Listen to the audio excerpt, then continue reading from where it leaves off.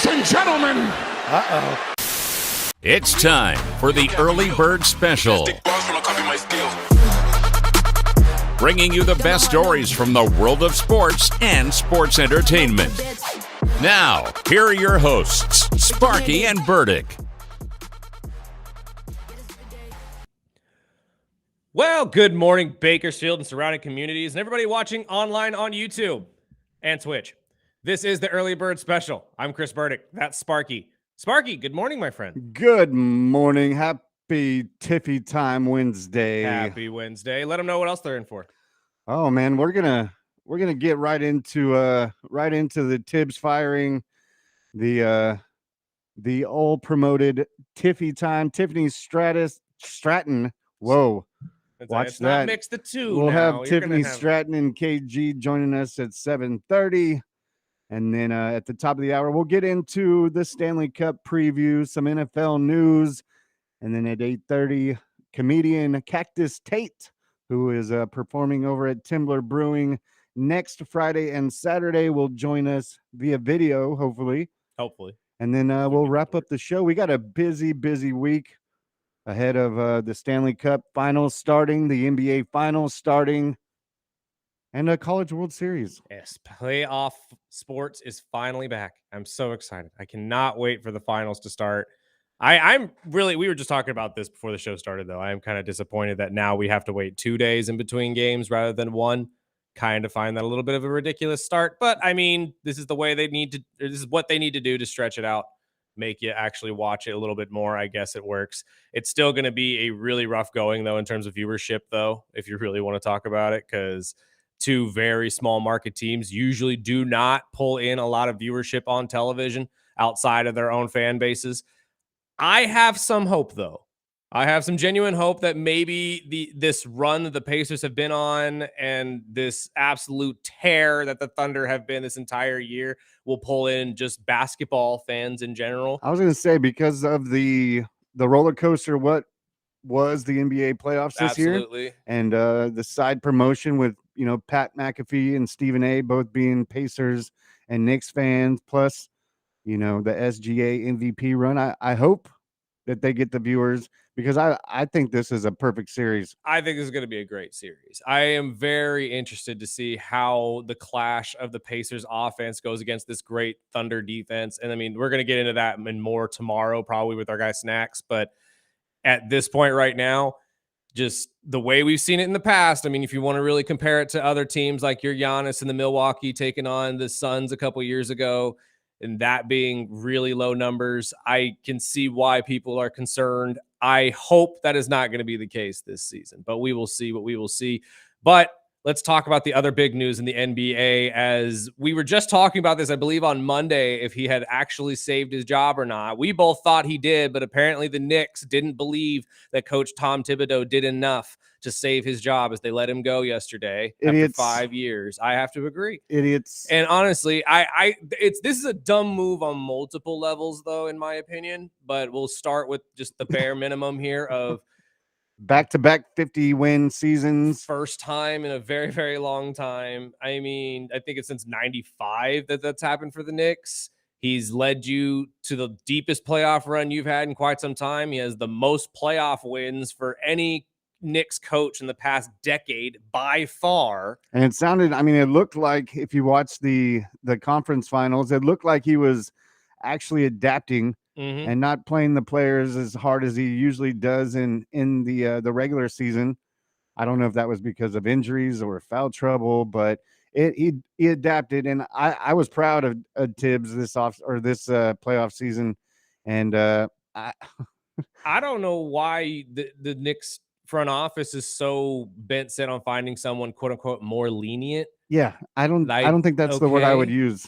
I think this honestly, to me, mirrors a lot of what Denver's doing, because Denver, having a coach that seemed to have lost the respect of the locker room, they moved on from him and are moving more towards somebody that is a player first coach. Totally understand that. Well, that's what the NBA is turning into. Exactly. And it seems like the Knicks want to follow in that same direction to me. I wouldn't necessarily say they're looking for someone more lenient. I would think they're looking for somebody that's just going to be more of a player's coach. And we heard from Brunson last week, or actually was it Monday or Friday? But he was talking about, that he immediately said Tibbs is our guy. Yeah. Tibbs is our He guy. found the question laughable. That's why I'm saying, like, he had the respect of the roster, so you can't sit there and say he lost anything. So one, do you think this is more of a management type thing, or do you think that they already have this coach in mind? Or the third is, do you think it's for pushing for a player like Giannis? I don't know if there's any coach really that's available that would help you pull Giannis in. I really don't. Because I know the talking heads were saying yesterday that they think that this is more of a pull because obviously Giannis, if he wants to be in New York, because that's the only way he's going to be there. But it is more of a fresh start with, a new coaching staff coming in with a player like Giannis or Durant, which I think is just silly. And I mean, all the names I heard yesterday, none of them until this morning, until you started going off your list, I was like, really? Because Malone and Tibbs aren't that far apart. No, they're really not. And you just locked in Tibbs for another $30 million deal. I'm like, what are you guys doing? And that is the biggest question mark to me, was that last summer we were in the same question of, will Tom Thibodeau be fired? And you showed everybody that you had at least faith in him by giving him a 3-year extension, $30 million that hadn't even kicked in yet. No. It was going to start next season. And they still let him go. And that's why that's the second question mark to me that just didn't make a lot of sense with this move, is that you're still going to have to pay him $30 million for not paying, or for not, being there. And now you're going to have to go find a different coach as well that is going to have to essentially pick up where he left off and hopefully push you even further, because your entire I don't want to say excuse, but your reasoning for this, at least what we've been told, is that they want to win a championship for their fan base. I get that. That's understandable. Everybody wants to win for their fan base. But who's to say that Tibbs wasn't the guy who could have gotten you there? I agree with you, Sparky. I think he was making the necessary adjustments. He wasn't playing the starters 40 plus minutes every game. He was relying on the bench a little bit more. Now, could he have done that more? Sure. But I'd also argue that you got rid of a lot of his depth last year with a lot of the trades and a lot of the movement off of some players, or Dante DiVincenzo's and whatnot. And that kind of hindered him from being able to use the bench, because realistically, outside of Robinson, who down there is actually worth putting on the court more than 20 minutes? I mean, they just did an overhaul last year with, the Knicks trading 5 first-round picks to get Bridges from the Nets. They traded Randall. They traded several guys just to get Cat. And I mean, so whatever coach is coming in, it's coming in with very limited to work with aside from what they built. Well, and so I mean, that's just the weirdest part of the timing, right, of letting go of a coach. I mean, the big step or the big haul was getting past Boston. Yeah. Maybe it was a round too early.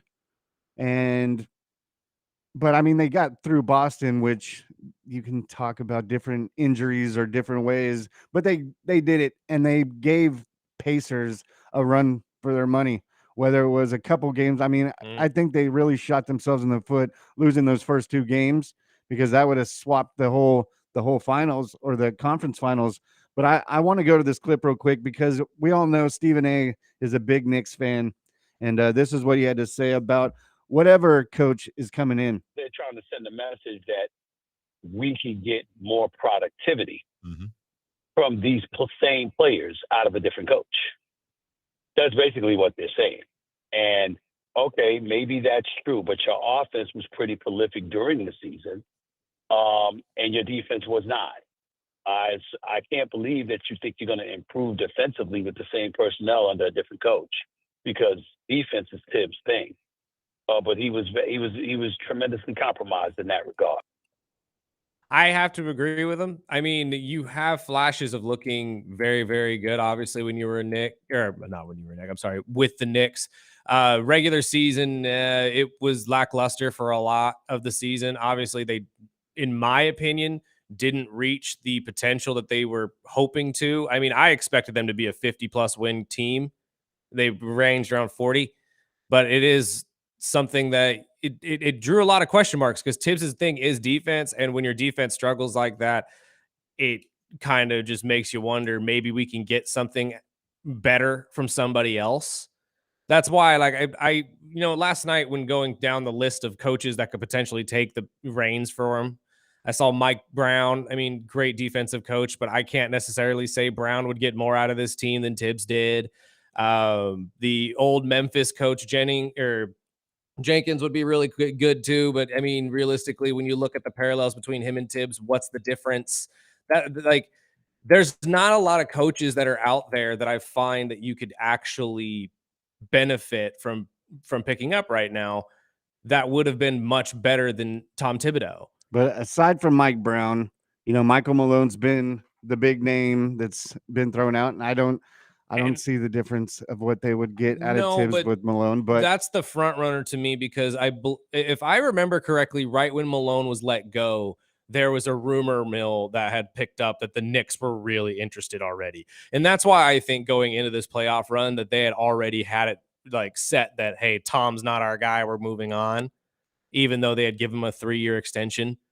But I don't know. Like, it's not like they would have saw coming that the Denver Nuggets were going to get rid of Mike Malone. And they saw that and they're like, score. Exactly. If we don't make the finals, that's our guy. Exactly. And the other couple names that I highlighted was Sam Cassell and Frank Vogel, which I don't see either one of them Sam Cassell going to the Knicks, but I would, with a player's player type guy. Yeah. Sam Cassell might be a solid pick, but overall, I still think they made a mistake, and I hope that Tibbs, I know a lot of older coaches that their coaching system is kind of getting played out in the NBA, as you had mentioned, a player's player coach type thing. But I think Tibbs is a great coach. I know he just recently this season passed Pat Riley as the most wins as a Knicks coach. And, Pat Riley is a Hall of Famer. So, I mean, I would open that door if, as a Bulls fan, I would love to have him back. I know the Bulls upper front office are jackasses and they would probably never bring him back. But if I was a Bulls GM, I'd be, come on now. I don't blame you. Honestly, he's a fantastic coach, and I do not expect him to be looking for a job very long. I don't think he'll be back in the league next season. Let's not get crazy, but probably the season after. I could definitely see him getting picked up for a vacant job right now. The only other coach that I could think of that is worth pursuing, and this is more of just one that I've heard around the mill. This man's actually retired, and I highly doubt you get him, but it would be Jay Wright from Villanova. Like, just lean on this Villanova thing. Just go grab him, have him come back, coach his players, because he coached Brunson and Hart and all these guys and Bridges. Maybe even find a way to get DiVincenzo back on the roster, because that's really a big thing if you're looking at it in the offseason for the Knicks. You need to develop and build that bench. You need to get some depth, because outside of Robinson, you really don't have a whole ton down there. You have Shamet, who's supposed to be a good three-point shooter, and he's usually just he'll just get lost in games. McBride is a fantastic effort guy, so I think you hold on to him, but you need to find other pieces that'll benefit or that will complement your starters, especially if you want to find a head coach that's more lenient and is going to be leaning on that bench more. So I think that your biggest thing right now is find a coach that is defensive minded, that won't be a step back from Tibbs. So maybe it is Malone or Jenkins, I don't know, or maybe Mike Brown, because they all have experience and have gotten pretty far. I think Malone is your best bet because obviously he's been where you want to go. I've heard Van Gundy. Van Gundy would be fantastic. That's probably the only one I would be like, okay. Yeah, okay. like you need somebody with name recognition. Unfortunately, your Chris Quinn's and Dave Bliss's and assistant head coaches would be nice, but I don't think the Knicks are looking for that. You need somebody with name recognition that's going to get you where you want to go. And if it's not Malone or Jenkins or Brown, I say go just lean into Villanova at this point. Just go get Jay Wright. Go talk to him. Say, what's the figure we got to give you in order for you to come out of retirement and come coach the NBA for the first time? I mean, I've heard crazier names. I've heard the Hurley. I've heard some. I mean, I personally think, I know the Knicks are stupid and they've made some mistakes over the years and they're just trying to get to that golden NBA Finals. But I personally think just probably kind of what you had mentioned. I think they know who they have. Yeah. They wouldn't have just stepped away from a $30 million guaranteed contract if they didn't. No, yeah, they had a plan in mind, and honestly, blowing up the roster to get Giannis, I don't see that happening either. Neither do I. I think you ride with this roster, which means you need to find somebody that can mesh with these guys and can essentially walk in and command the same respect that Tom Thibodeau had going out. So it's got to be somebody with Nate, like we said, it's got to be somebody who's been there before. So I feel like Mike Malone is your only guy. And this is one of those stories. It's torn between Yeah. fans and NBA, just NBA fans. Well, it's always going to be and it's Knicks New York. fans. I mean, But I mean, I saw so many posts yesterday. They were so happy. And then I heard a lot of more NBA fans than Knicks fans that were like, really?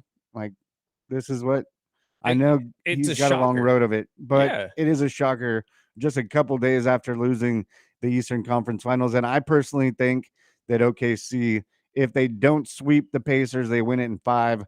But we did get a text saying the Pacers in 7. Pacers in 7. That is As well as he said the Oilers in 7, and the Stanley Cup Finals will be better than the NBA Finals. So we'll talk about that in a little bit more right after this break. We do have Tiffy time coming up at 7:30 with our boy 24KG from Hits 93.1 that will join in right here. Text in anytime 661-842-2000. This is the Early Bird Special on ESPN Bakersfield, 12:30 a.m. 101.1 FM.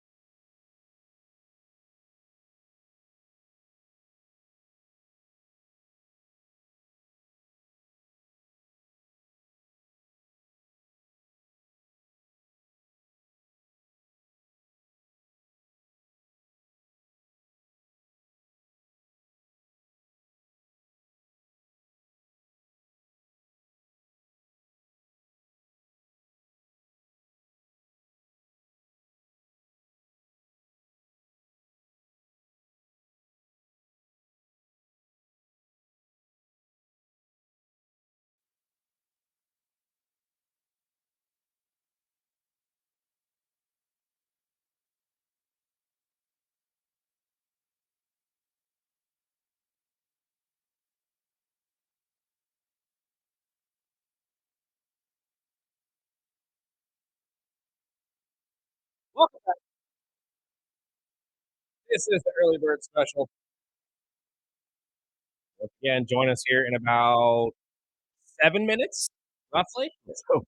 It's going to be Tiffy time here on the Early Bird Special. Tiffany Stratton, the WWE Women's Champion, will be dropping by, talk everything WWE, her career, and Money in the Bank going on this weekend at the Inuit Dome in LA. They will also be here in Bakersfield on Friday at the Dignity Health Arena. Go get your tickets. There are still some available. I'm telling you right now, you're not going to want to miss this one if you're a WWE fan. There's going to be quite a bit going on. It is a televised event, so we will be needed to come out and show out for everybody, because that's what I'm nervous about, man, because I was thinking about that last night. I'm like, there's been a lot of like chanting and crazy stuff with fans just recently in Raw and SmackDown stuff. And I'm like, man, I hope Bakersfield doesn't look like a. Here's the thing. No. We won't, because here's the thing. Bakersfield may have a quiet like love for wrestling, but we have a love for wrestling here. There is a market for it here. There always has been. We've sold out this arena multiple times for the WWE and will continue to do so. They did it for NXT when they came for their PLE a couple years ago, where Tiffy was the main event. I hope to talk to her about that, because I was in attendance, and actually you could see the two of us on screen at the same time. There is a point where you can see the two of us on the screen at the same time. I'm just saying. Photoshop. However, it's not Photoshop, actually. I just happened to be part of like sitting right in the line where she was getting pulled up with Becky and stuff like that. It was actually fantastic. I did not think it was going to happen, but it was really cool. Me and my best friend were sitting right there. However, I do agree with you, though, especially with all the chants and stuff like that. I hope we don't go out there and make ourselves look dumb. Let's be at least a little bit cordial here. Let's remember this is a children's entertainment thing, so kids are going to be watching.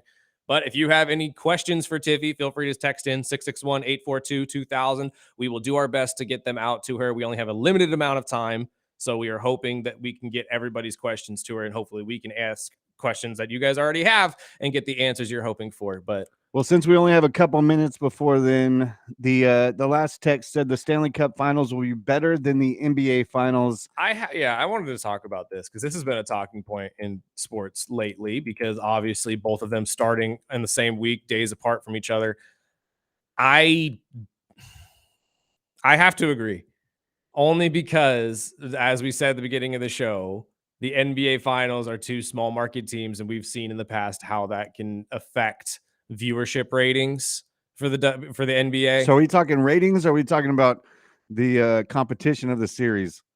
Oh, I thought we were talking about ratings. Competition-wise, I think it's the NBA has killed the NHL the last 5 years. Yeah. Oh, yeah. I mean, it's a bigger sport around. I mean, globally. As of right now, it is growing rapidly. They do mention when I looked over the viewership in the last 5 years with the NHL, seeing an increase in viewership, especially when it goes 7 games.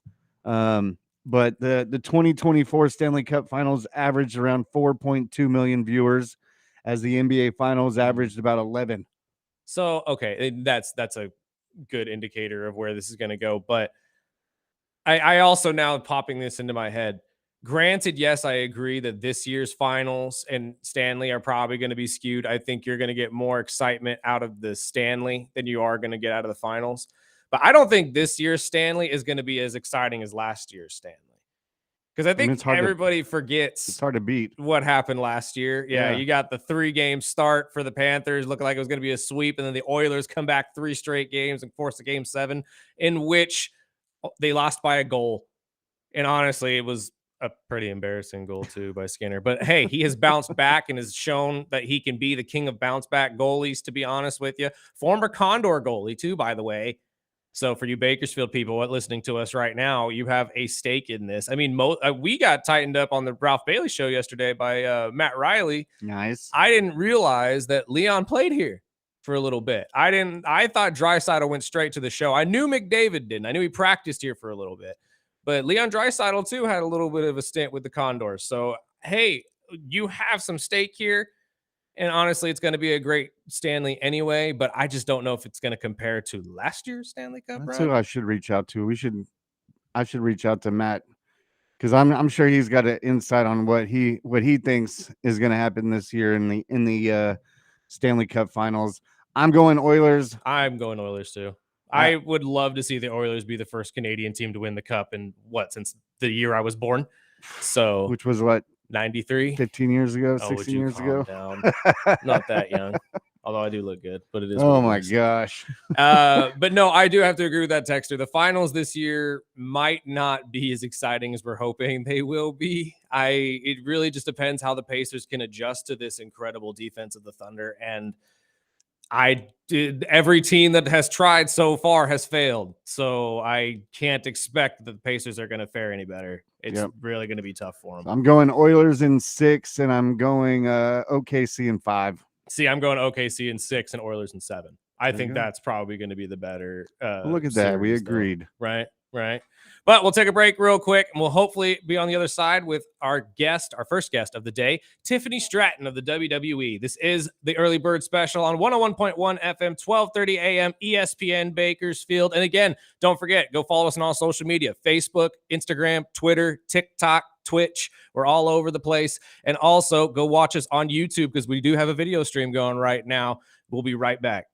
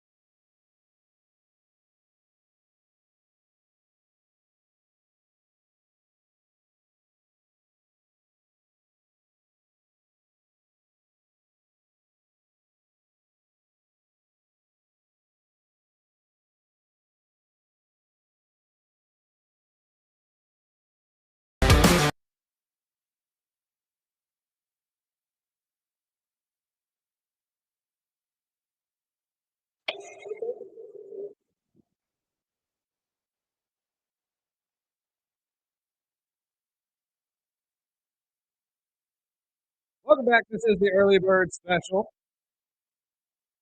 And don't worry, Tiffy is here this time. We're actually we're having her call in. It looks like the video option is having an issue. But we are hoping to talk to the women's champion right now of the WWE. She hails out of Minnesota. Minnesota. And also, sorry, my friend, I forgot to talk to you as well. 24 kg is here, our wrestling analyst here for his usual segment, as he usually does. Well, but because of this very special instance, we will have Tiffy. And we got SmackDown coming. Yes, we do. Is she on the line? Fantastic. We have the WWE Women's Champion, Miss Tiffany Stratton. What's going on? Is here. Hello. How are you doing? Not too bad. Thank you so much for your time. We really appreciate it. We know you're incredibly busy, and we won't keep you too long. But we have Money in the Bank going on this weekend in LA, and who better to talk to than the woman that won it last year? So, what are your thoughts on the entire match this year? Do you think anybody has a chance to do what you did and shock the world? Well, I don't think anybody will be cashing in on me. However, I do think people will be cashing in on Io Sky, and I do think that person will be Rhea Ripley. I do think Rhea deserves that title, so I could definitely see her winning Money in the Bank. But overall, I'm super excited. I can't wait to be back in Bakersfield. I actually had my match against Becky Lynch at No Mercy in Bakersfield, so kind of like a full circle moment. Absolutely. Right, that's right. Well, Tiffy, can you recall the moment that Tiffy time became undeniably evident and embraced by the fans? Some would say it was during your NXT run as champ, which was incredible, your main roster debut, or actually when you cashed in on Nia Jax. I definitely feel like my breakout moment was in Australia for Elimination Chamber. The crowd was super behind me during that entire match. And then I definitely feel like cashing in and winning the title off of Nia Jax was definitely a definite moment of it's Tiffy time. Absolutely. Now, I'm glad you brought up the NXT match because all three of us were in attendance that night. And watching you take on someone like Becky Lynch was just the start of your career, taking on these big names on the main roster. Obviously, you've gone against Hall of Famers, including your WrestleMania match against Charlotte Flair. What was your thoughts going into that one? And honestly, are we going to get more of this Barbie-style entrances? Because I loved it. I thought that was fantastic. Yeah, coming out the package was straight OG right there. That was real cool. Thank you. I hope so. That was actually sponsored by Mattel, and they had some cool technology with little screens in the Barbie boxes. But going into my match at WrestleMania, I was so nervous. You have no idea. It was my WrestleMania debut. We're in Las Vegas, and I'm up against one of the best, Charlotte Flair. So I completely just went into that match knowing that it was going to be a fight, and I came out victorious. That was one of the more intense feuds we've seen in any women's division in any company. I'm glad that you brought that up. What was the reaction when you walked back through the curtain after the match? We seen it took a toll on you, definitely, but you still went out there like a rock star in the press conference and showed them that it's going to be Tiffy time for a long time. But what was the initial reaction when you walked backstage after that match? I definitely had a lot of people saying that they were proud of me. I had a couple people there that, have seen all the ups and all the downs. There has been a lot of downs that I don't think people see. Mm-hmm. So to have those people there and to, see my entire journey throughout my WWE career, it was so amazing to have them there. Unfortunately, we had a couple of, scrapes, boo-boos, owies. Well, I was going to ask about a little scar, and I've named it Charlotte on my face. Oh, wow. Well, nice. I think it was all worth it. What about the chipped tooth situation? The internet was running with that picture that looked like you had a chipped tooth. What were your thoughts on that one? I never chipped my tooth. It was just blood on my tooth. That's what I thought. That's what I was like. I don't think she chipped it, but I mean, I could see how it could have happened. But speculation was running wild here.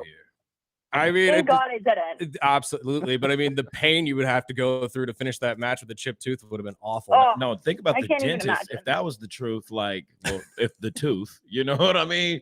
That press conference would have been major pressure. Oh, yeah. I want to dive a little bit into your background, a little bit in gymnastics and stuff like that. You obviously are a bronze medal winner as well in the 2016. Talk about that and how that kind of transitioned into wrestling.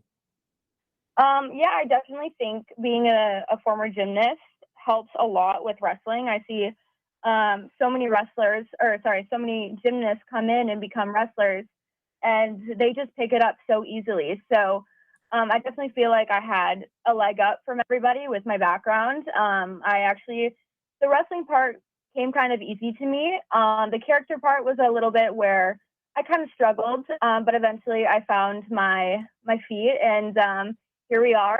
It's tippy time, and my finisher is something I used to do in all of my routines when I was a gymnast. So it's just kind of been a full circle moment in tying in my gymnastics background with my now wrestling in-ring skills.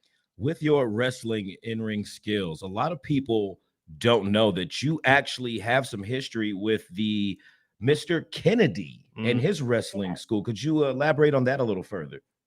Yeah, so I actually had reached out to Greg Gagne. He's kind of like a family friend, and he agreed to train me. However, we didn't have a ring or kind of a place to train, so I kind of looked up the nearest pro wrestling gym, and I saw that Mr. Kennedy had a wrestling school. So, and he was nice enough to offer us to come train there and have Greg come coach me there. And I took, some of his classes as well, and he helped kind of shape the basics, if you will, for me, and helped me build a really good foundation of becoming a wrestler.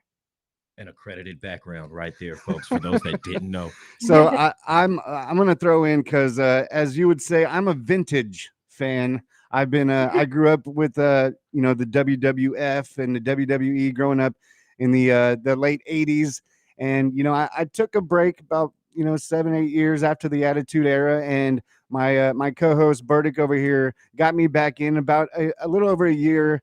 And Tiffy, I'm going to tell you right now, it was right when you came to Bakersfield too, is what sold it. It was. But that's awesome. But my wife kind of laughed at me for the first couple months. She's like, "What are you watching?" And now she is the biggest fan. This is going to be her first WWE event this Friday, so she's pumped.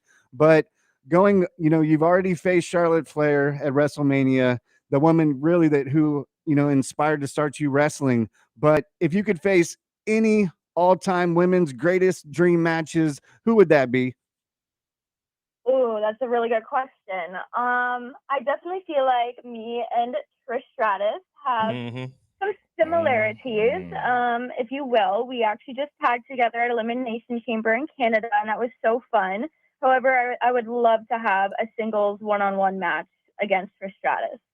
That would be a great one. I think the fans are waiting on that one. I have one last self-indulgent question for you as well. We've got one more. I love to ask wrestlers this, because obviously wrestling parallels into acting. We've seen many of you move into that. Do you have aspirations for that? And if you do, is there one television series or movie that you would like to star in or possibly revive? Oh, what a good question. I would love to get into acting. I think for the past year or so, I've kind of just been focusing on wrestling and just trying to, build my career in WWE first. But I would love to get into acting, into movies. And I think I'd kind of love to star in a Marvel movie and kind of have like my own buff Barbie doll superhero kind of character. I think that would be kind of cool. Okay, Tiffany, bump that. We're going to keep it real and debunk some rumors right now. I just want to know, is it true that you might be Cammy in the upcoming Street Fighter movie? I'm putting it on the table right now. Let's go. That's what I'm hearing on these internet rumors. We'll have to wait and see. Hey, all right, folks. We got it right here. You're trying to get a scoop out of it. Hey, come on, brother. These self-indulgent questions going around. Well, I mean, it's been awesome just in the, since you went over to the WWE, just seeing the growth. I mean, even whether it's on the mic or in the ring, we're just big fans of you and the whole Tiffy time. Most so definitely. we're really pumped and really excited to see you this Friday. Thank you guys so much. I'm excited to be back in Bakersfield. It's going to be kind of a full circle moment. I felt like the last time I was there, it was like a breakthrough moment for me. You know, and you are obviously going to be in action, right? Can we get a hint of who you may be taking on Friday? I hope so. I really hope so. No announcements yet? Okay. No announcements yet. Just curious. But thank you so much for your time, Tiffy. Once again, Money in the Bank this Saturday at the Inuit Dome and SmackDown Live from Bakersfield here this Friday. Tickets are still available. Tiffy, once again, we just appreciate your time so much, and thank you for coming on the program. Thank you so much. Thank you, guys. And Tiffy, thank you for having me. This was fun. What time is it? It's Tiffy time. That's right. Thank you, Tiffy. Thank you, Tiffy. We appreciate it. Spark, you want to take a break real quick, and we'll come back on the other side with our thoughts on Raw on Monday and NXT yesterday, because I do have to get your thoughts on some of the stuff that's been going on over there, my friend. Definitely. This has been the Early Bird Special on 101.1 FM, 1230 AM, ESPN Bakersfield. We'll be right back.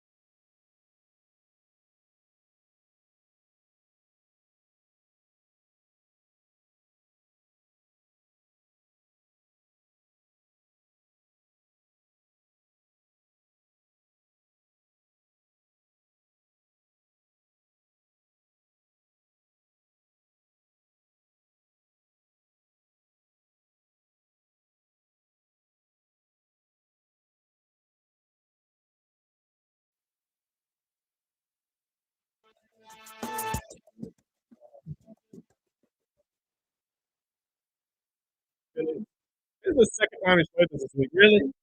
This is the second time he's played this week. That's the only conversation me and KG's had in the last week or so. I know. Imagine what happened, but this is the inevitability of business when you are in this type of field. All right, WWE KG has done coming around. Yeah, he's done a lot. Okay, WWE over the years have showed favoritism, tenureship, and they do take care of their stars. Yeah. They also divert and pivot into other roles as time goes on. Some maybe sooner than they would like to. I feel R-Truth had a whole lot left in the tank. But needless to say, when you have someone like a R-Truth or Braun Strowman making 7 figures and you're pulling up new talent who's hungry, who it's a proper business model. It is unfair, but this ain't about fair. This is about where the buck stops, begins, ends, and recycles again. Okay, That's my thoughts. This is not like we didn't get golden moments from R-Truth over the years. Hell, he raised half of us with the little Jimmys, and come on, the smoking the cigarette, and right there with John Cena in the middle of a match. Who did stuff that R-Truth does? Nobody did. So we commemorate his efforts into the WWE as much as it saddens us by saying, for all the little Jimmys out there. I still don't think it's over. Oh no, this might be a storyline of him. This I don't might think it's a storyline. It could be. Well, see, that's that video I never sent know. you. To it, but With Triple H blurring the lines right now between what's reality and what's kayfabe, but also this could be an indication that, let me just get serious for a second, Triple H may have all the creative juice in the world, but when it comes to TKO and the stockholders, the corporation, the people above him, that's where it stops. Yeah, no, that's exactly. Everybody's got a boss, and that's everybody's got one. That's the thing, is that I keep seeing that people are saying that Paul Levesque has lost his way because now he has to listen to TKO, and TKO doesn't care about the fans; they just care about money. It's like, dude, at the end of the day, everybody cares about money. I'm sorry, that's the long and short of it. If you're in business, they're not in it for you solely. I'm sorry. Let me share a secret with the audience if they didn't know this. When you just said everyone cares about money, yes, they mamas and daddies, even yours listening right now, care about money. And you know who else cared about money? R-Truth. Because they offered him a contract and he said no, because it was vastly lower than what he was getting paid. But at the same time, I'm listening to Busted Open the other day when they're talking about this exact topic. Dave LaGreca is absolutely livid they let him go, and I get why, because he's a Swiss Army knife. He can do everything. Yeah. But Bully has said the same thing that we said. It's a business, and this is exactly what happens. And Mark Henry made a very good point too. They asked Mark Henry to do the exact same thing while he was at his height. He was asked to take a 40% pay cut, and then was promised he would make it up in endorsements and other things. Didn't happen. And then that ended up just souring the relationship. But at the same time, it's like I said on Monday, and I'll ask you the same thing. Do you think the internet's kind of getting a little too, like, this is going a little too far, because everybody's acting as if he's dead, or like he has just been like kicked off the roster? This is the thing. The internet seems to validate people's opinions where opinions used to just be opinions. Right. There's no valid fact in how I feel, you feel, or the next person, but it is a sense of entitlement that fans have when they're used to getting a certain person, or I'd have to say deliverance from a product. Right. It's like if Walmart just took off something off the shelf that you liked all the time and you're like, oh, well, that's not fair. Guess what? They're going to replace it with something else, probably better. If not, they'll bring it back from time to time to remind you of those good moments. And honestly, and I'm just thinking this is just going to be the biggest pop when he returns, because let's be honest, he's already most likely got a contract offer from TNA. Oh yeah, or AEW. This is why these companies exist, folks. I guarantee you he goes to TNA. He reignites his popularity back over there, who, let's not forget, is in a merger, or at least an agreement right now with the WWE. Exactly. And this is where fans and the tribalism and the division has to stop.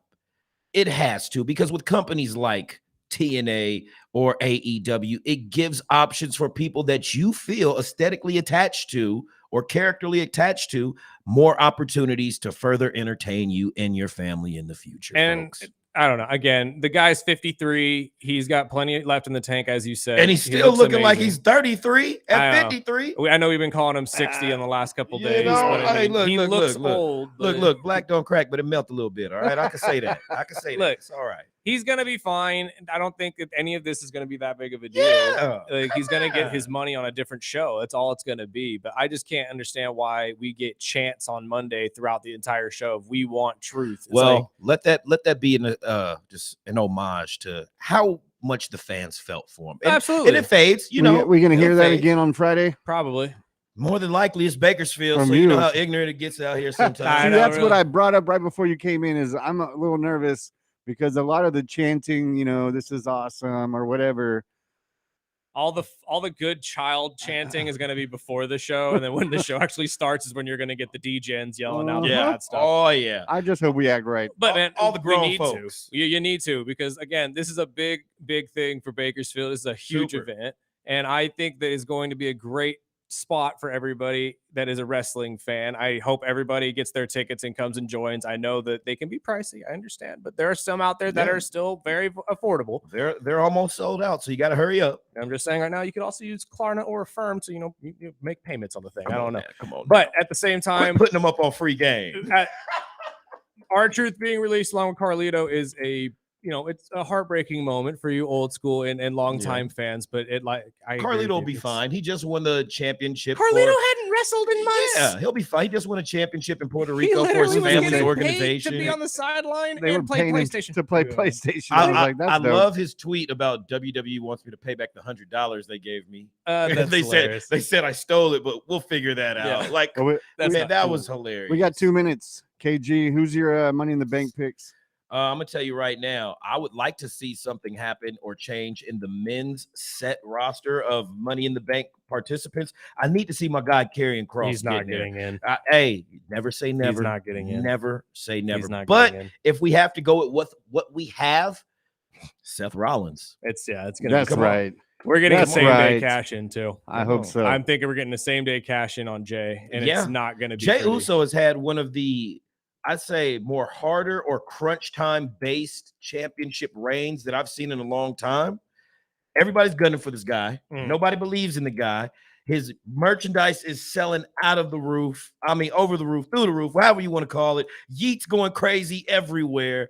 4 letters, 1 word. It's, I mean, one of the most popular phrases in wrestling right now. So I can see if they want to take that strap off of them and divert it over. But then again, I also could see Sami Zayn turning on Jey Uso. I could see that as well. I think that's more the storyline right now is Karrion's turning Sami into a bad guy, which is going to be pretty cool of a story. And then your women's your women's Money in the Bank winner this year? I'm going with Naomi. Might as well.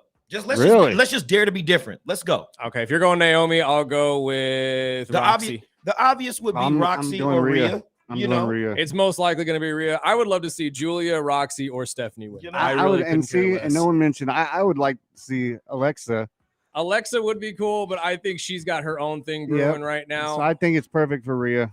Yeah, and honestly, the thought of Rhea cashing that thing in on EO would just be pretty fun throughout the next couple of weeks. My friend.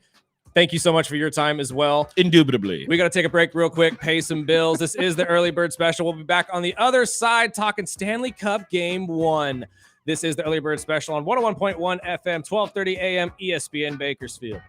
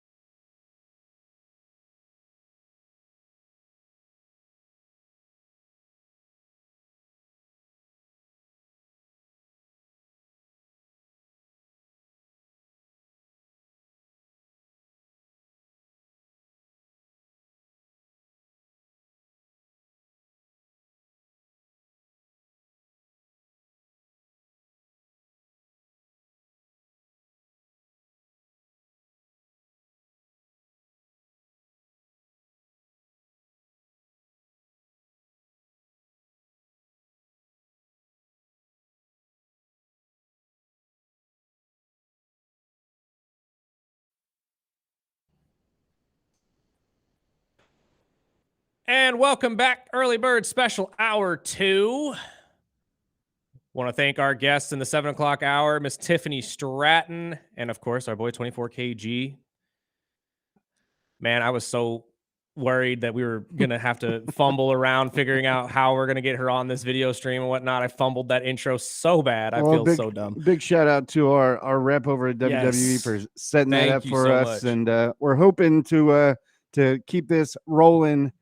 And we do have comedian Cactus Tate joining us at 8:30 ahead of her.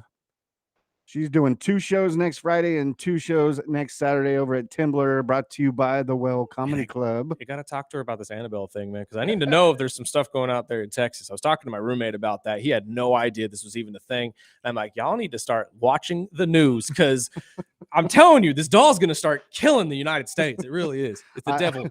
It is the devil. I showed that video to my wife. She's a big fan. And, I'm a huge fan of those movies. That is one of the key questions I want to hear from her. But we did get several texts throughout the last hour that we didn't get to.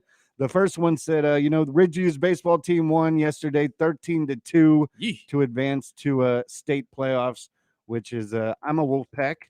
Well done, Wolfpack. Let's go, Wolfpack. I'm sure you'll hear plenty more of that on the Greg Kerr Show later this afternoon. Yes, we usually keep the local stuff to he does that way hometown sports. We can't compare, man. He does that better than anybody on the planet. But the next one says, that was awesome that you had Tiffy. Are you guys going to SmackDown and Money in the Bank? And if not, when y'all going to do a watch party for PLEs like you used to at the podcast? Okay. So we will definitely be at SmackDown. So look out for us. We'll be walking around in our early bird t-shirts and stuff. We will gladly come say hi to everybody and take pictures, whatever you want to do. I don't care. Money in the Bank we were looking into, but unfortunately schedules clashed and we couldn't make it work. I will be watching Money in the Bank though. And if you guys want to do watch parties, we could figure that out. We got to talk to the station and figure out the legalities and stuff like that of all of it. But if we want to move back into that, like the podcast, we could definitely see what we could do about making that happen. The last wrestling one was, do you think Tiffy wants a rematch with Becky Lynch one day? Absolutely. Their match here in Bakersfield at NXT was wild. I wanted to ask that question. I really, really did. But at this point right now, it seemed like a moot question with both of them on separate shows. And obviously, they're both doing their own thing. If you were watching that match, it definitely, in my opinion, with KG's question of when Tiffy time really started, I agree with her that Elimination Chamber is really when the world saw it. But personally, I saw it that day in Bakersfield when she actually went hardcore and took a beating from a legend that is Becky Lynch and then moved straight onto the main roster and was captivated by everybody. So, and if you watch her from a year ago and to the last match, I mean, she's grown so much on the mic, of course. And I mean, when you had, run-ins with, Nia Jax and, I'm hoping the Becky Lynch, because I think Becky's going to get her title from Lyra this weekend. Nothing but legends, man. Yeah. She's taken on nothing but legends. And that speaks high for her because exactly. Those wrestlers wouldn't step in the squared circle if it wasn't for her talent. Exactly. And the fact that they know they could work with her. If the NBA finals and every media personality wants to talk about which free agent is going where in this offseason, that's why NBA ratings are awful. Nobody wants to talk about the championship unless it's the Lakers or Celtics. There's a lot of validity to that. And I mean, there's a lot of validity to that when it comes to big market teams in general in the NBA. It just doesn't carry over. And I do think it's because of how big the fan bases are. And usually when it comes to basketball, it's not like football where you can kind of get behind a team that beat your team. It's like once your team's out of it in basketball, you're usually just done. After a 7-game series, I'm fed up with seeing my team lose anymore or any other team win anymore. So I'm just kind of over it. But it just, I don't know. I have a little bit of faith that this playoff run will carry over into good viewership because I think we've gotten really good basketball from every team. And honestly, I think that the Pacers have done a very good job at captivating America and making them a beloved team or a hated team. Honestly, hated probably. Halliburton is becoming one of the biggest villains of New York, which I find amazing. That's awesome. I don't think that boy is ever going to be allowed inside Madison Square Garden again unless it's to play them. Oh yes. But I have to agree with you, though. I mean, I'm worried about the viewership numbers of the NBA, but I mean, again, this has been a problem for the NBA in every aspect. The regular season, the postseason, their viewership numbers are dwindling on everything except social media, and you need to figure that part out. And I honestly, that was one of the biggest concerns to me as well when Inside the NBA was leaving, because if you lose that show, oh, the NBA is cooked. And this is going back to the ratings.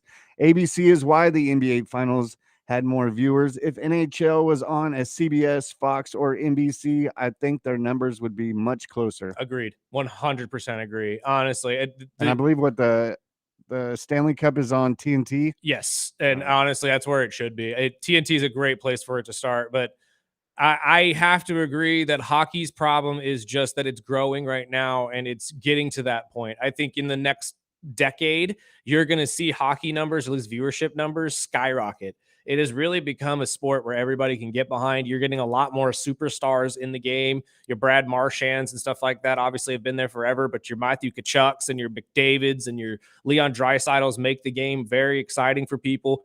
And when you have situations like last year's Stanley Cup where you had an almost comeback from a 3-0 deficit, it makes people want to watch. So I think that, especially with Ovi's, yeah, record chase, and I mean that always helps. And actually, that's a good question too, Spark, that I want to bounce off you.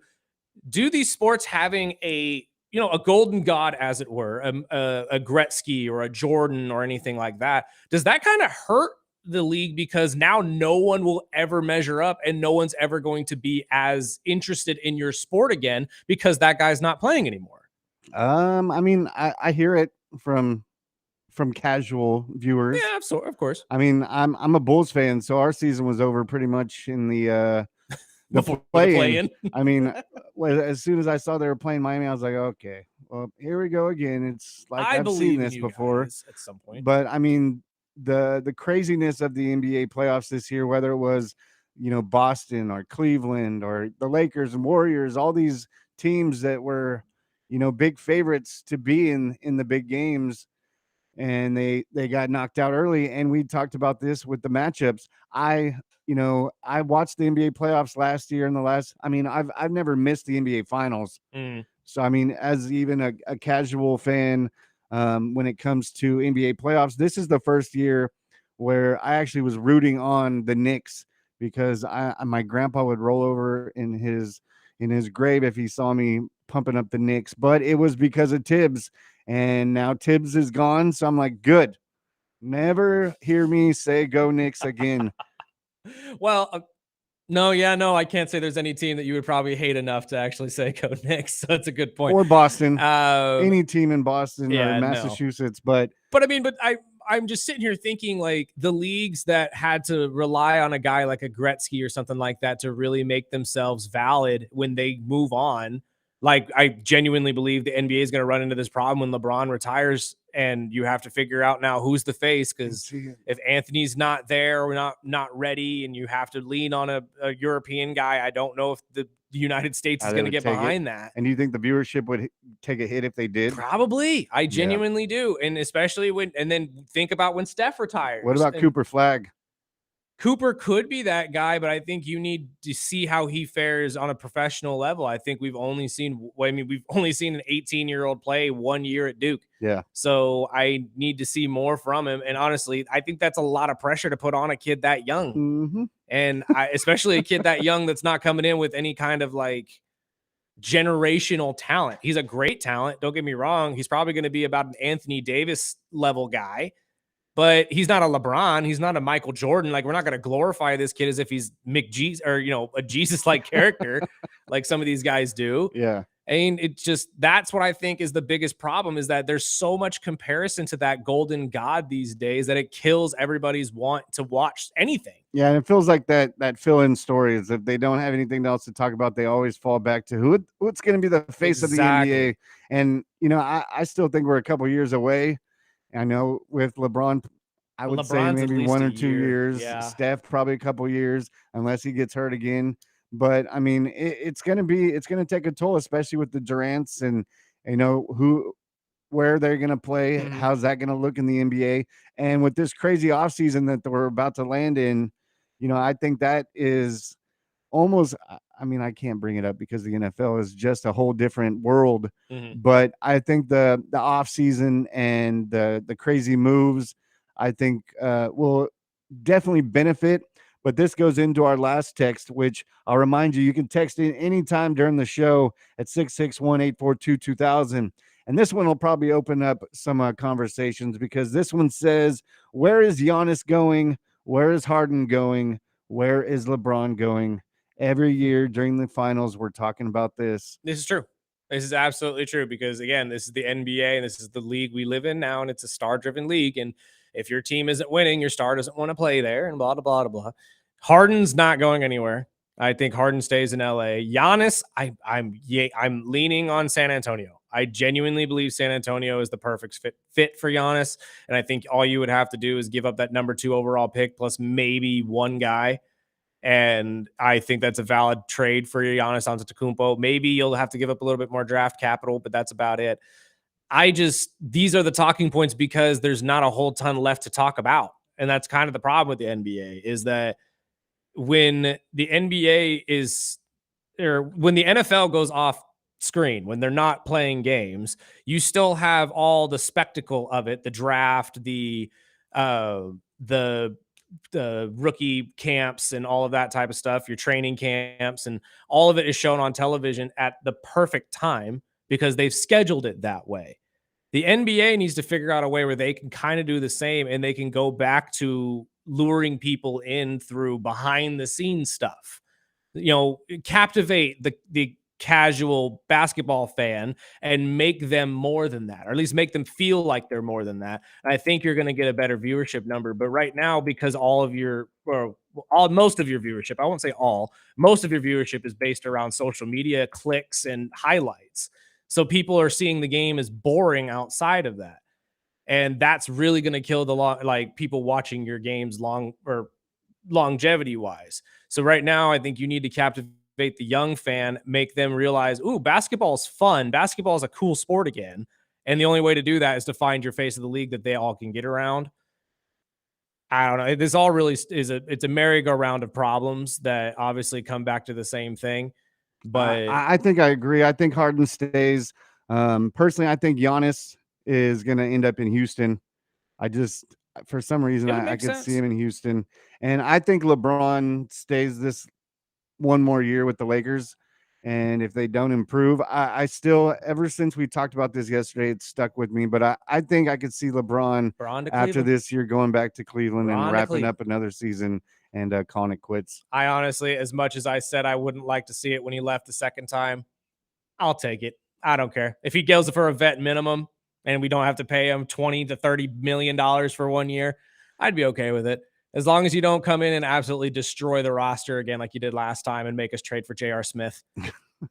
Please. Well, let's take our break. We'll come back with some NFL news before we sit down with Cactus Tate, a comedian, coming to Timber next Friday and Saturday right here on the Early Bird Special, ESPN Bakersfield, 12:30 a.m. 101.1 FM.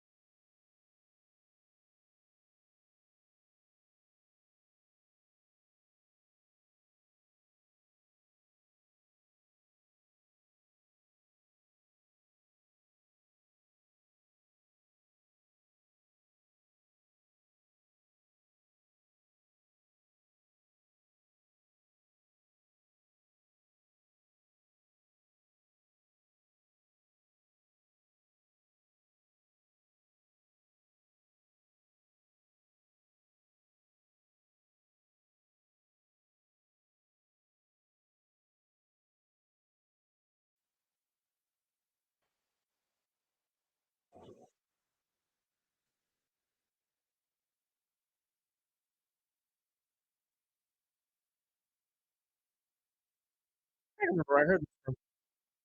What? Maybe. How did you? I've never. I heard it on the radio because I'm old. But Wow, I mean that's possible. going into the NFL, some sad news. Vikings legend Jim Marshall passed away yesterday at the age of 87. Iron Man. Yes, key figure of the Purple People Eaters. One of the best names. Yeah. I will die on this one. I'm not even a Vikings fan, but the Purple People Eaters, that's fantastic. I love that. And he, appeared in 4 Super Bowls, serving a team captain for 14 seasons. And though best remembered by some for the 1964 wrong way fumble return, but in other NFL news, the Steelers, we talked about this the last few days. So the Dolphins and Steelers were in talks of trading Jonnu Smith over to Pittsburgh. Yep. Yesterday, the Dolphins and Darlington, I believe, came out and said the Dolphins called off all talks. And then a few hours later, Steelers suffered a major blow, losing newly signed tight end Donald Parham Jr. to an Achilles tendon. And now they're talking back with Miami. Just when you thought you saved your tight end. Make it stop. Never. It never gonna stop, Sparky. It's never gonna stop. I sure hope it doesn't happen. I mean, again, the issue that I find with Miami holding on to him is that I don't know if you have the money to pay him the money that he's going to want next season, because he is in his final year of his contract, and you're going to have to pay him semi-decent tight end money to keep him. Well, they'll have the money after this Ramsey trade goes on. True. But and potentially Tyreek as well, because God only knows if he's going to be with you guys starting next season. If he doesn't clean up his off the field issues and actually comes to play this year, well, I think they keep him. But if I think Diggs, though, is any indication, I don't think they care about that anymore. I think this will probably be his final season in Miami. I have to. Oh, I'm sorry. We talk about Tyreek. We talk about Tyreek. I have to. I'm hoping Jonnu. Hopefully, we re-sign him and everyone's happy. Mm-hmm. I know Coach McDaniel talked about it yesterday at OTAs, and he said that he wasn't going to talk about Ramsey. He wasn't going to talk about any trades. He's talking about the players on the field. At this point right now, that's all he can talk about because he's on the hot seat. And I don't know if it's justified, to be honest with you. He's done everything he can with what he's given. And to be honest with you, with all the off the field antics and distractions and stuff like that, it's no surprise that the Miami Dolphins have really just underperformed in what they believe they could be, especially with that McDaniel's offense of what we thought it could be when he first got there. I'm hoping you guys figure it out this season and everybody comes out firing like they should. But because of injuries and past situations with Tyreek Hill and with Tua, obviously, I don't know. It's a big question mark right now. If you do trade Tyreek Hill, I feel like you need to get something valuable for him. And I mean, like, at least a wide receiver too, because I think you have your wide receiver one in Waddle. I genuinely Waddle.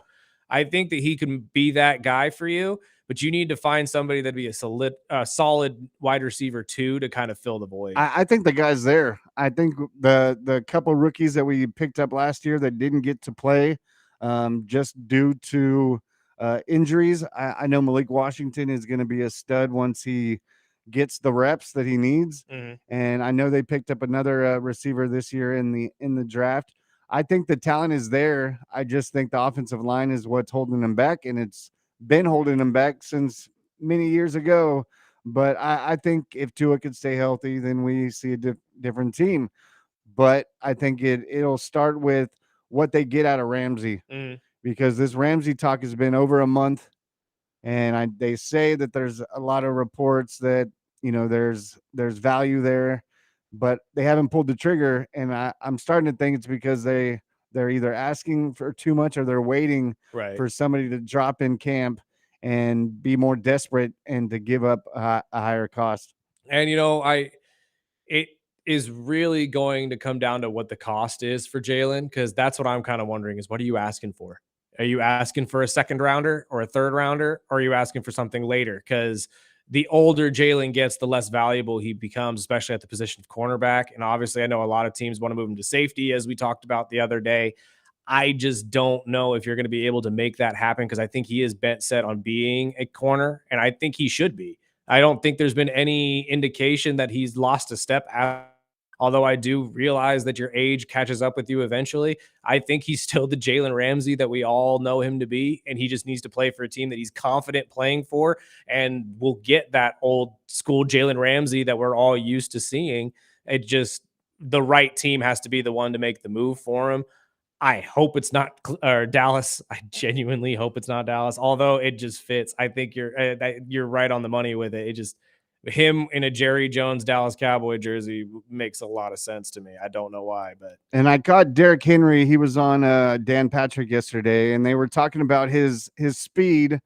Not only his speed, but he had mentioned that it seems like his speed picks up when he has the ball. yes. And then he asked him, if he had to race Lamar, who would win. So let's hear from Derrick Henry. What about 40-yard dash? What would you run it now? Probably the same when I ran it during the combine. What was that? It was like 4.54, 4.52. Okay. But you seem to be faster when you're carrying the football. There's certain guys who run faster when people are chasing them. Why? I feel that way too. Yeah. I don't know. Some people will say you have like testing speed, and then some people have football speed, and I definitely feel like that's the case for me. I feel like I'm more faster on the field. If I had you and Lamar race? Oh, I like me. I'm going to guess he likes him. Yeah, for sure. He going to tell you like Honestly, I just looked it up just because I was curious. Derrick Henry's time was a 4.5. Lamar's was a 4.3. So Yeah, it was a 4.54, and that was in 2016. And Lamar at 4.34 in 2018. Putting money on Lamar. Honestly, I do agree. It's been weird to watch his Derrick Henry's career because when he does get the ball in his hand, he does move a lot faster. He picks up speed. He does. And honestly, all that muscle moving downhill, it's never a pretty sight if you're on defense. But it's Lamar, man. Lamar has been one of the fastest guys on the field since he stepped on it in Louisville. Honestly, I think that he genuinely just has that gifted speed. And I think he has the same ability, that same burst speed that once you get in the open field, he's gone.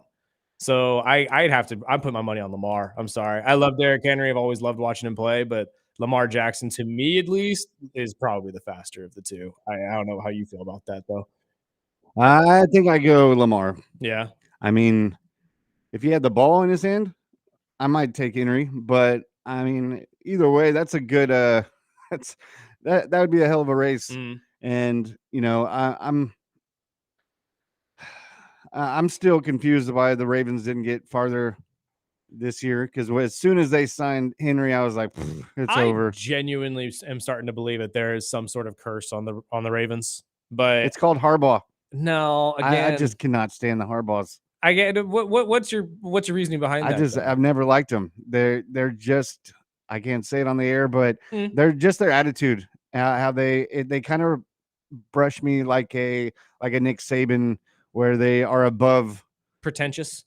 Yeah, they're just above, their talent. I think they are hell of a coach. They're both coaches that are great coaches. I'm just glad I never had to deal with them, because there was a lot of talk about Harbaugh going to Miami. And I just, what he's done in college to what he's doing with the Chargers and or the Ravens, I just think they think they're better coaches than they are. No, I mean, again, I know a lot of people that feel that way. I personally think that at least Jim has proven that he is the coach that he believes he is. He's obviously gotten to the Super Bowl. He's won a national championship in college.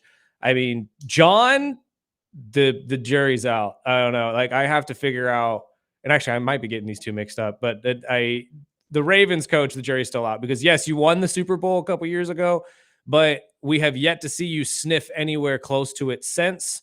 And I'd have to say that the reason you won that Super Bowl was because of the incredible defense that you had at the time. You still had Ray Lewis, Ed Reed, and a lot of other guys, Terrell Suggs. I think that the team has since moved to a more offensive-minded game. And although I know that the NFL is offensively minded and we like to score a lot of points these days, defense still wins championships, still reigns true.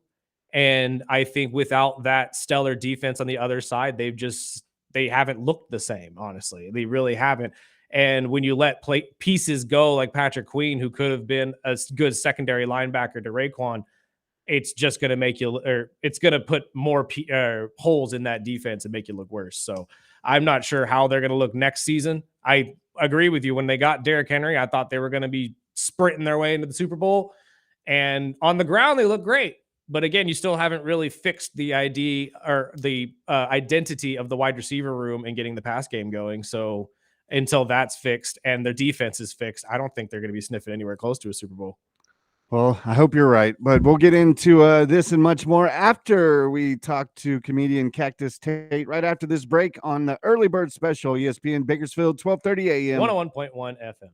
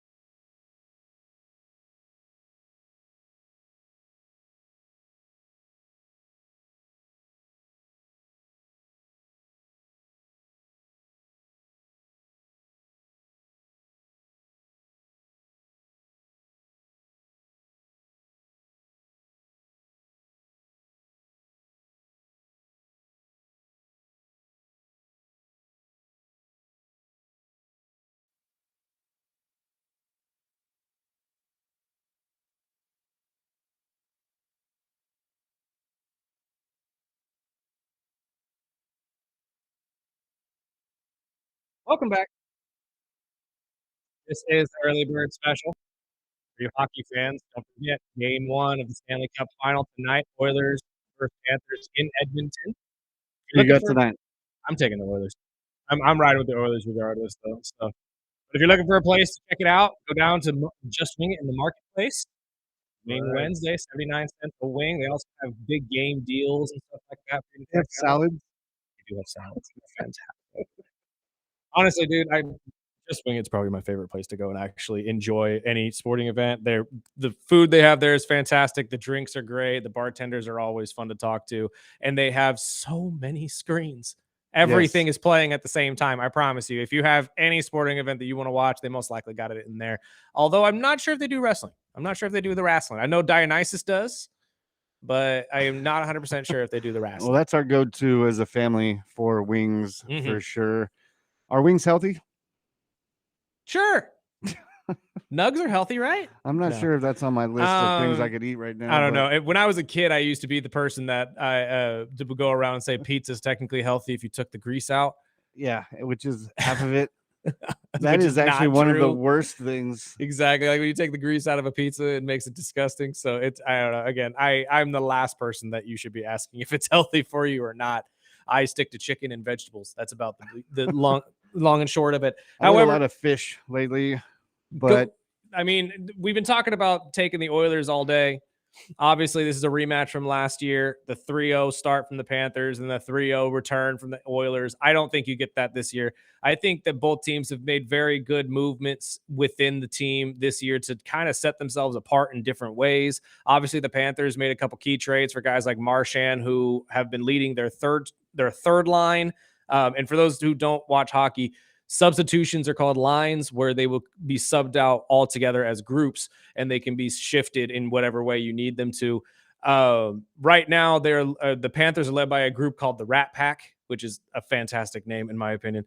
And they have done a very good job at just keeping the championship experience and the championship grit that this team got last year and obviously gained from the year before, because they've been there for 3 years now going in, and they want their second cup in 3 years. However, on the other side, you got the Oilers, who have fantastically figured out that defense is the way to go, and you can't just lean on Leon Draisaitl and McJesus to score you out of everything. McJesus. And I think this is just going to be one of those matchups that it's going to really bounce off really, really well. I think Skinner's playing very well as a goalie after struggling in the first part of this playoff run and has over a 90% save rating. I think that's a great sign. They held the Dallas Stars to over 100 minutes of scoreless hockey. I mean, it's really going to be entertaining regardless of the way you look at it. I still say it goes 7. I think both of these teams are very evenly matched and made equally as good movements in different directions in the offseason, but it's still just as good of a matchup as it was last year. And Judy Shelley had this to say on how motivated the Oilers are after the Stanley Cup loss last year. I don't know if you saw the clips of Connor McDavid, the best player in the world, a player like we've never seen before with his speed and his ability. Leon Draisaitl, I mean, he's the centerman on that second line, 2 of the best players in the world.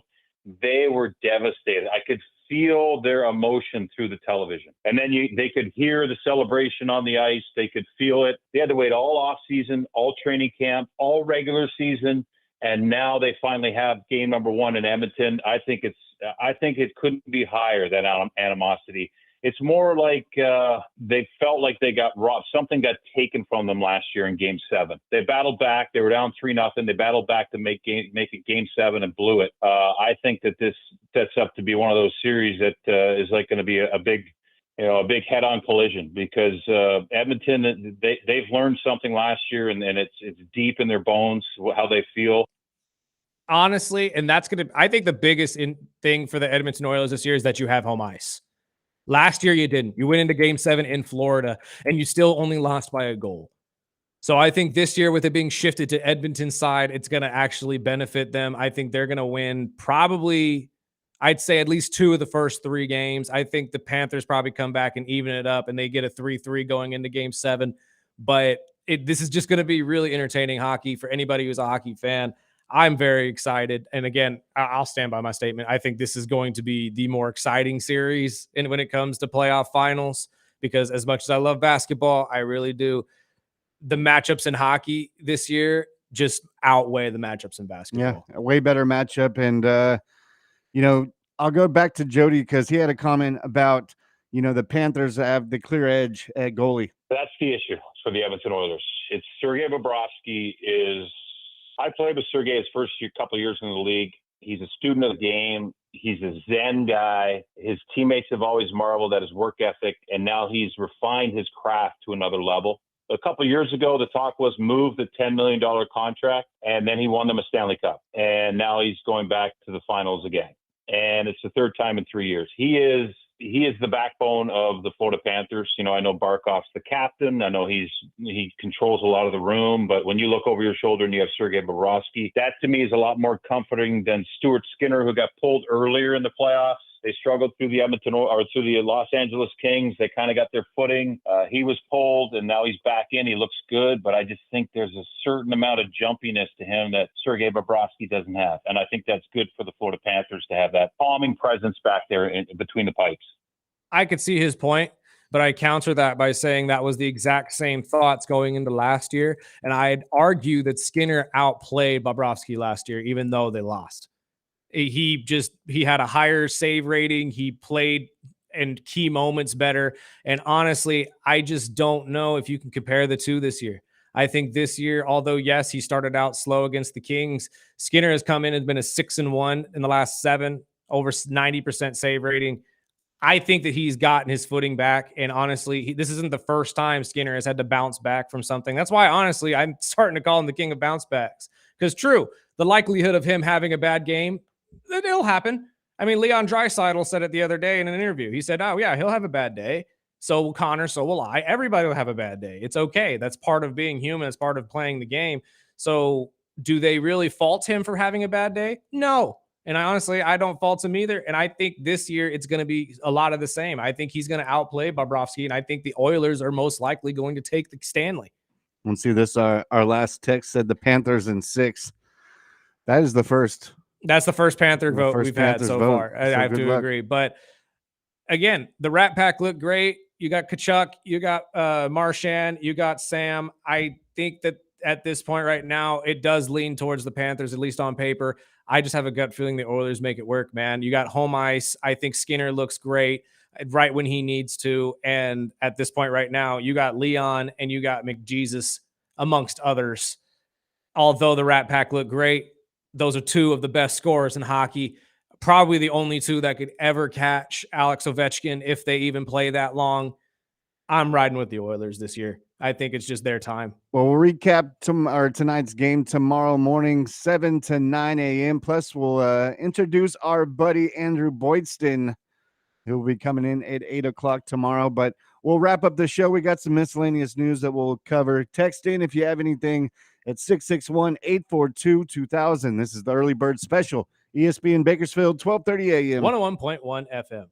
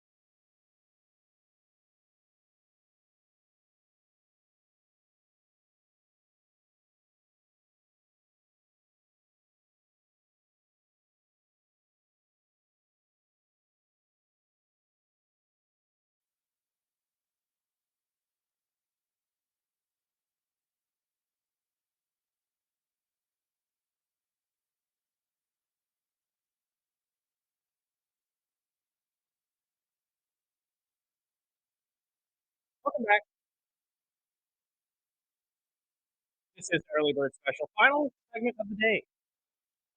Once again, I want to thank our guest, Tiffany Stratton of the WWE, 24 kg, stayed over as well and talked a little Raw with us. And our truth. And our Of truth. course. I mean, again, the internet does what it does, but I don't think the outcry is really that bad. It is that bad. I shouldn't say that. We all loved the man. We all loved Ron Killens, but let's be honest, man. He's gonna be back in wrestling. He ain't going nowhere. He's gonna be in TNA within the next couple months. Let's relax. Before that, I mean, there was months that we barely saw him.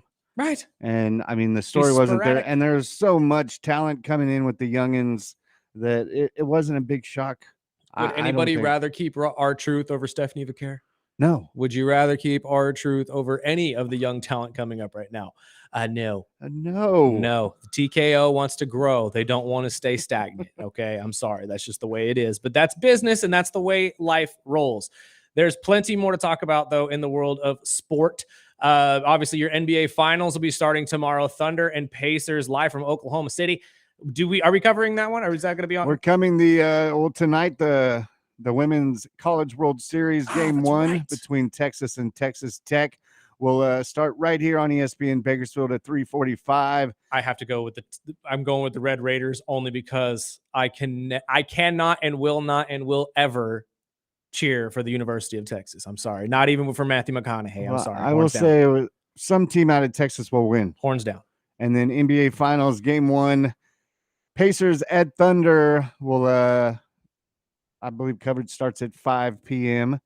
And hopefully if they push a Game 3, but we'll keep you updated. But the Women's College World Series going on with the NBA Finals, the Stanley Cup.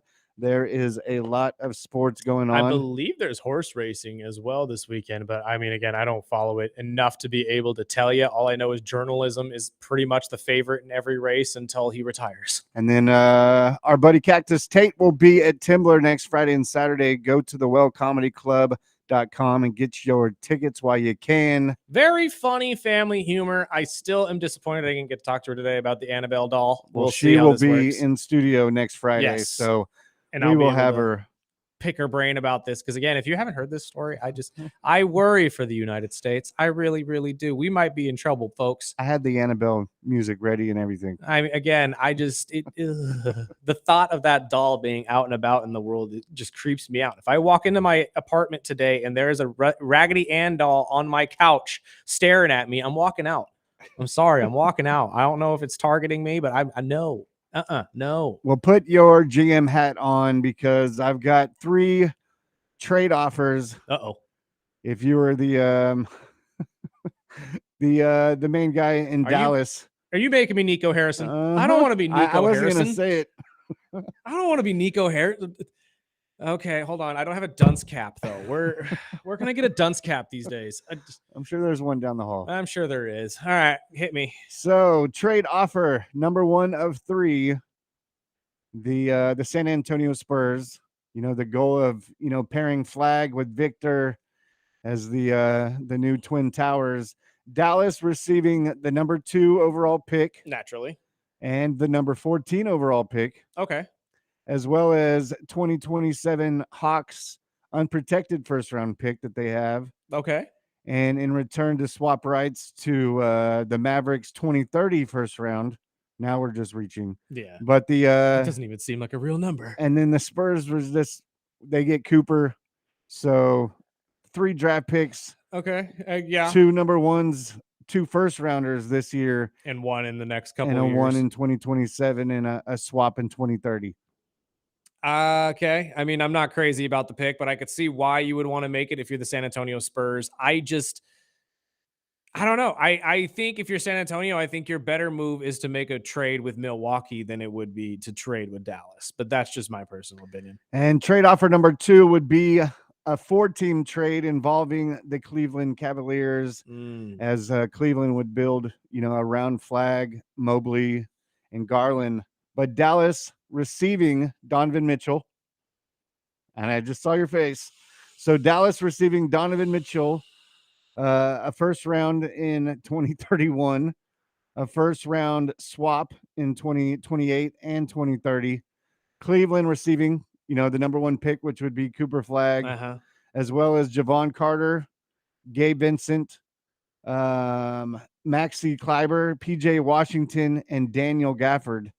So their entire roster? Much, yeah. Okay. But you give them Donovan Mitchell and a ton of picks, with the Lakers receiving Jared Allen and the Bulls receiving Caleb Martin, Dalton Neek, and a bunch of second rounders. Dalton Nat. Yeah. No, I don't like that trade at all. I'm sorry. Look, Cleveland is not going to be making a move for the number one overall pick. Don't get me wrong. Cooper Flagg is a great player, but if you're Cleveland, you're not that far away from a final, and to trade away your superstar and just wait another year, you'll get LeBron. Absolutely. Again,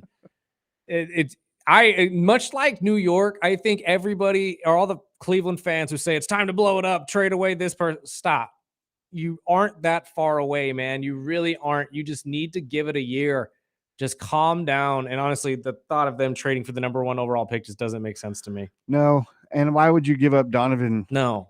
That's just Darius, insane. I could see. I hate to say it, but I could see them getting rid of Darius and sending him to Dallas. I understand it. Yeah. Because that's probably the only way they would get it. But you're not going to happen. No. Donovan Mitchell, the only guy who literally stepped up in the playoffs this entire season, no, if you're Cleveland, you do not make that trade. I'm sorry. And then the last one would be with Phoenix, as Dallas receiving Devin Booker and a bunch of picks, and Phoenix receiving Cooper Flagg, Klay Thompson, PJ Washington, and Caleb Martin. See, okay, this one seems more possible because I feel like Phoenix needs to move on from one of their stars. And the most likely ones to be moved on from are Devin Booker and Kevin Durant. Not because they want to move on from either of them, but because their contracts just kind of line up better. And honestly, I think Devin needs to get out of Phoenix. I think he's done his due there in Phoenix. He tried to make a super team there and bring people to him. It just hasn't worked out. The front office hasn't figured it out, and I don't think they're going to. A change of scenery for him and going to Dallas might be a good thing. It might actually benefit him a little bit. And I could see that happening. Nico Harrison making this move, though, would be absolutely idiotic. But then again, it's Nico Harrison. That's his resume. Yeah, it's his resume. Of the three that you gave me, I would say the Phoenix trade is the most likely to happen. And then the second most likely would probably be, unfortunately, the Cleveland Cavalier trade. But I don't see that happening. That's most likely. I read yesterday the Phoenix is even trying to lower the trade package to get rid of Durant. Yep. They got to do something. You have to free up some space. You made the wrong moves. You grabbed the wrong guys. And unfortunately, now it's time to just unload and explode it all. Come to Chicago. I'd be happy to get Durant and Tibbs. I've been saying it. I don't see it happening. I would love to see Tibbs back in Chicago too, but I think you wait a year. I think Tibbs is on the board, but I don't know if anybody offers him a job just yet. I would not be surprised. But join us tomorrow. We'll recap the College World Series Game 1, Stanley Cup Finals Game 1.